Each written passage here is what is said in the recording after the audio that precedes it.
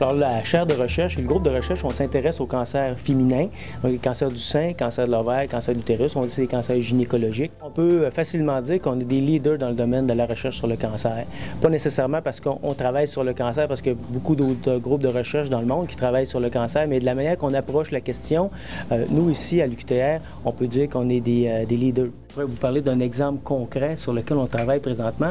On est à développer ici avec les collègues en chimie organique, donc on fait de la chimie médicinale, on construit des molécules et puis ces molécules-là vont servir à faire des traitements chez le patient. On a des collaborations de recherche aussi assez grandes au niveau international. Il y a des gens qui collaborent avec nous qui sont en Nouvelle-Zélande, qui sont en Suède, qui sont en Inde, aux États-Unis. Au Canada aussi, on a beaucoup de collaborations sur les projets de recherche qu'on mène ici à l'UQTR. Pourquoi je suis professeur-chercheur ici à l'UQTR? C'est qu'à chaque matin, quand je me lève, je sais que je suis face à l'inconnu, alors c'est vraiment ça qui me passionne. Et depuis les dernières années, on a obtenu plusieurs millions de dollars d'équipements de recherche qui sont à la fine pointe de la technologie, de l'infrastructure aussi pour faire la recherche de pointe. Et c'est pour cette raison qu'on peut maintenant compétitionner avec les plus grands centres de recherche qu'on trouve dans le monde.